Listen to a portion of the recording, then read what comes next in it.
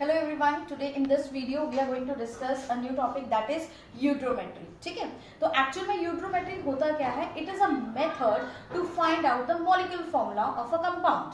किसी भी कंपाउंड का जब मुझे फाइंड आउट करना है क्या, मॉलिक्यूलर फॉर्मूला, ठीक है, तो मैं यूज करती हूँ किसको, यूट्रोमेट्री. एंड जनरली जो मॉलिक्यूलर फॉर्मूला जिस कंपाउंड का हमें फाइंड आउट करना है, generally that compound is known as, generally that compound is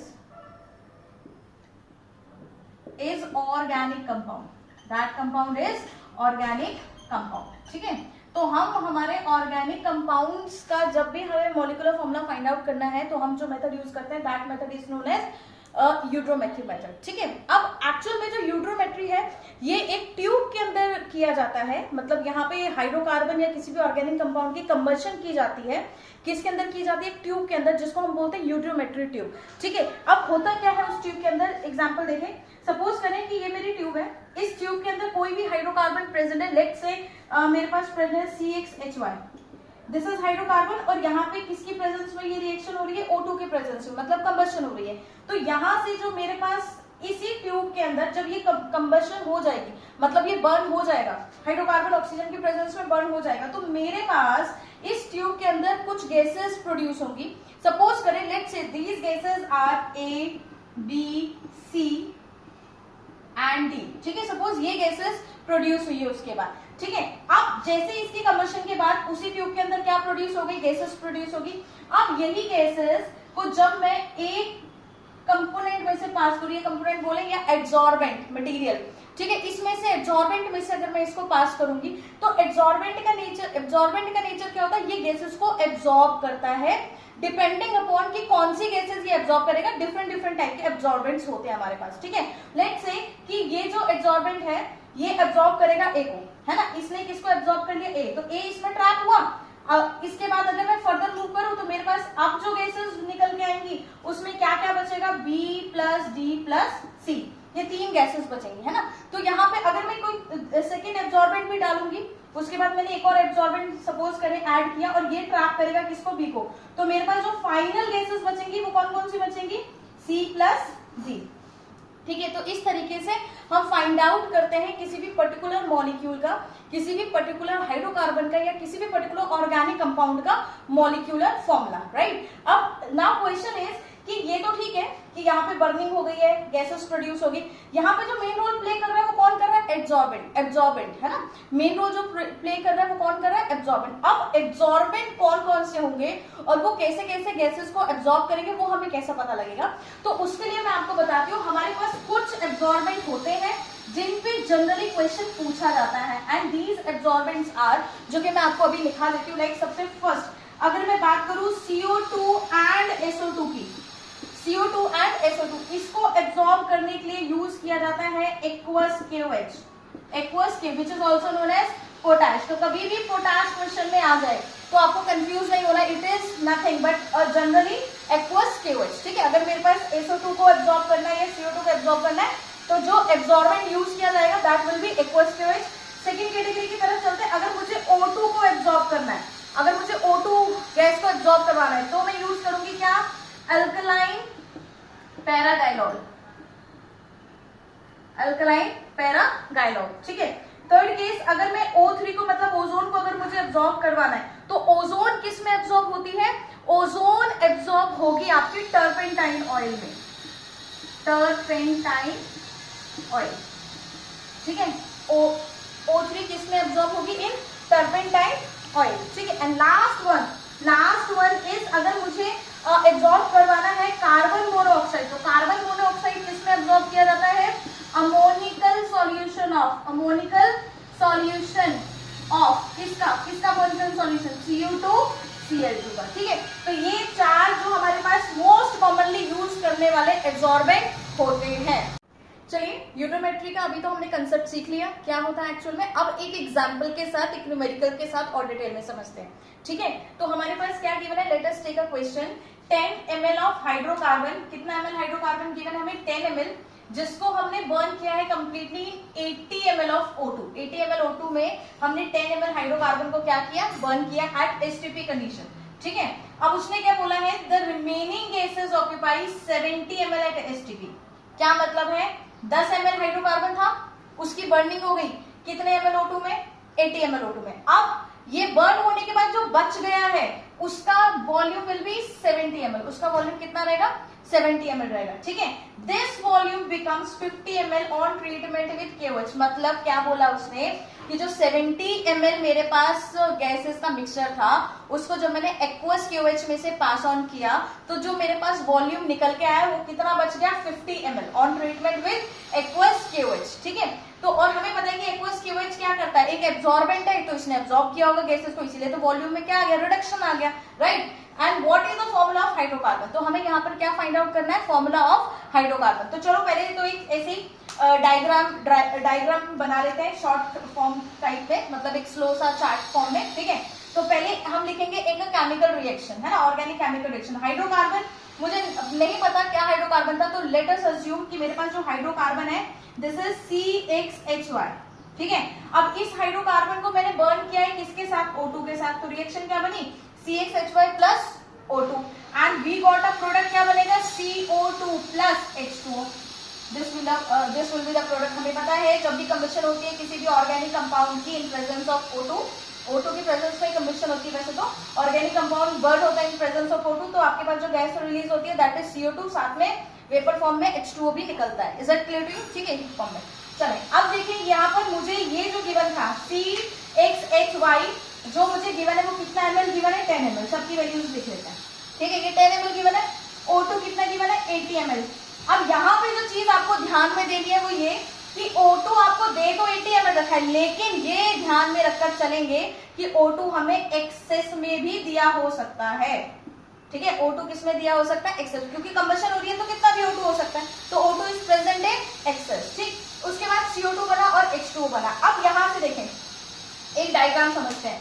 suppose करें कि मेरे पास जो यूडोमेट्री ट्यूब थी उसमें जब कंबशन हुई तो प्रोडक्ट क्या बना, CO2 बना प्लस H2O की ड्रॉपलेट्स बच जाएंगी, मतलब वेपर फॉर्म में, और साथ में क्या बना, O2 लेफ्ट। इस चीज का ध्यान रखेंगे, मतलब कंप्लीट O2 थोड़ी ना रिएक्ट हो गया होगा, एक्सेस में अगर मेरे पास O2 है तो कुछ अमाउंट ऑफ O2 तो बचा होगा आगे, है ना, और साथ में वाटर है। अब अगर मैं वाटर को भी यहाँ पे लूं और इस पूरे मिक्सचर को अगर मैंने कंडेंस किया एट रूम टेम्परेचर, तो मैंने क्या देखा, जो वाटर है water vapour converts to water droplets, और वो जो वाटर ड्रॉपलेट्स है वो ट्यूब के साइड में चिपक जाते हैं, ठीक है। तो अगर मैं बात करूं कि यहाँ पे वाटर ड्रॉपलेट्स की अगर मैं बात करूं तो ये साइड में कंडेंस हो गई है, तो वाटर ड्रॉपलेट्स का volume will be negligible as compared to the volume of the gas। तो मैं यहाँ पे ये बोल सकती हूँ volume of liquid is negligible as compared to the volume of the gases present in that tube, ठीक है। तो इसके वॉल्यूम को हम नेग्लेक्ट कर देंगे, इसका वॉल्यूम हम नहीं लेकर चलेंगे। अब हम जो टोटल वॉल्यूम लेकर चलेंगे वो किसका चलेंगे, CO2 प्लस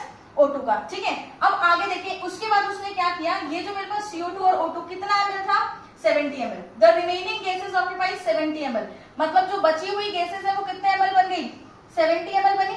अब इस 70 ml को मैंने किस में से पास किया, KOH में से, ठीक है।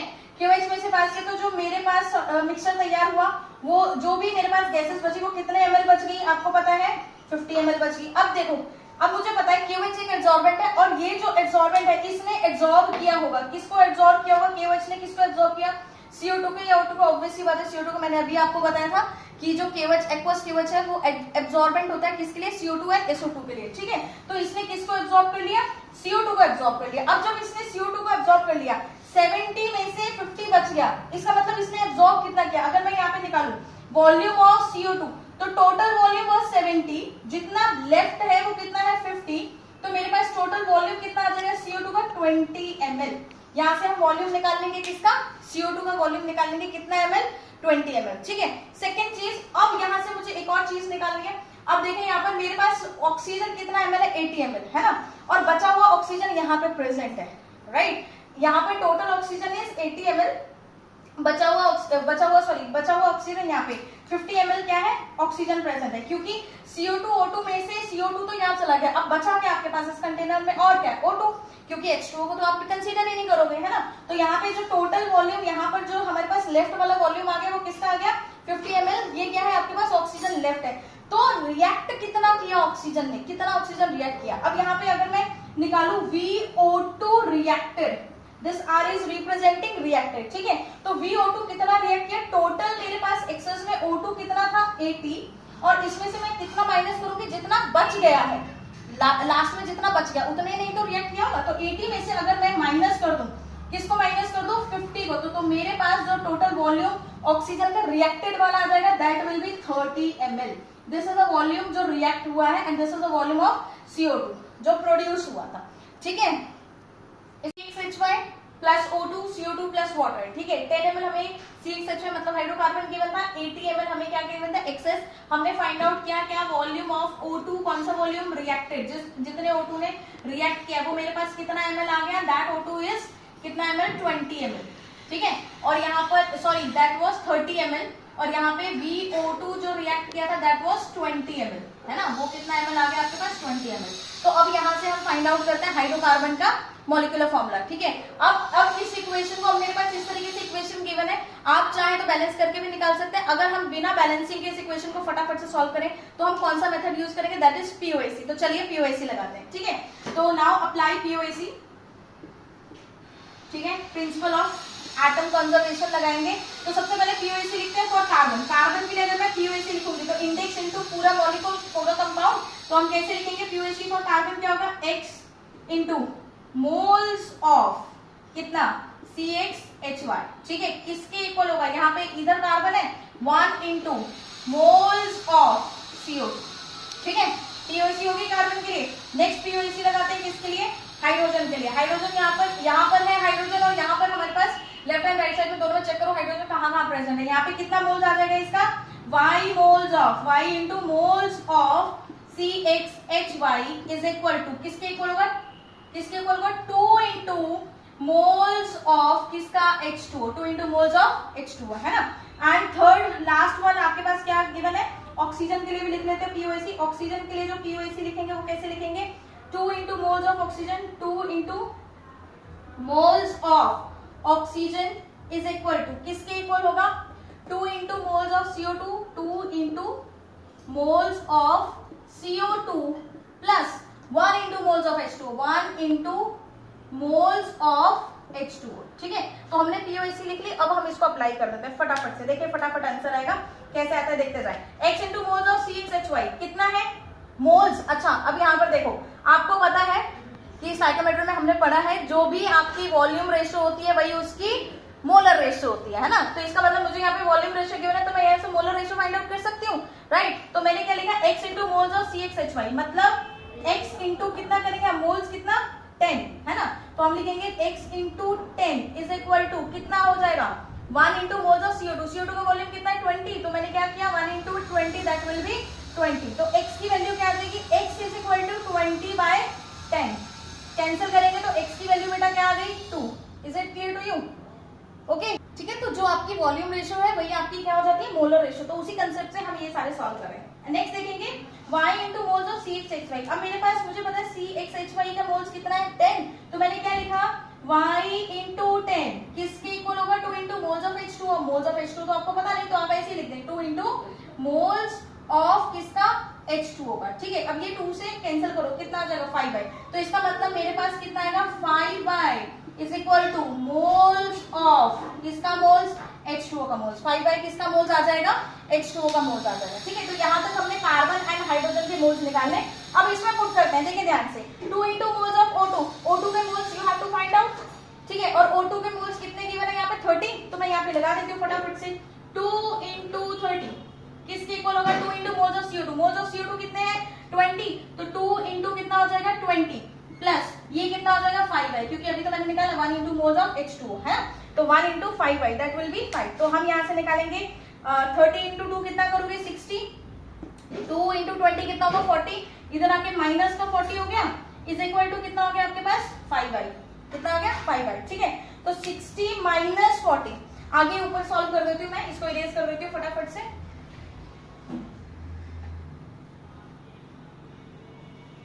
ठीक है, तो जो इक्वेशन बनाई है वो क्या बनाई है, 60 minus 40 is equal to 5/, 60 minus 40 is equal to कितना y आ गया आपके पास 5/, 60 माइनस 40 कितना y हो गया 20 इज इक्वल टू 5/, तो y की वैल्यू क्या आ जाएगी 20/5 इज इक्वल टू या y, तो कैंसिल करके कितना आ गया 4, मतलब y की वैल्यू है 4। अच्छा x की वैल्यू तो मैंने पहले ही निकाल ली थी, x की वैल्यू क्या है 2, तो आपके पास x भी आ गया और आपके पास y भी आ गया, दोनों आ गए। ठीक है, तो फॉर्मूला, मेरे पास फॉर्मूला क्या था एक्चुअल में, फॉर्मूला वाज CXHY। ठीक है, x कितना है 2, y कितना है, तो मेरे पास रिक्वायर्ड हाइड्रोकार्बन जो हमने रिक्वायर किया था, जो हमने लिया था, दैट उसका मॉलिक्यूलर फॉर्मूला कितना बना C2H4। This is the molecular formula of a hydrocarbon जो कि यूज किया गया कंबशन के लिए, जहां से फर्दर आपकी गैसेस रिलीज हुई। ठीक है, तो this will be your final answer.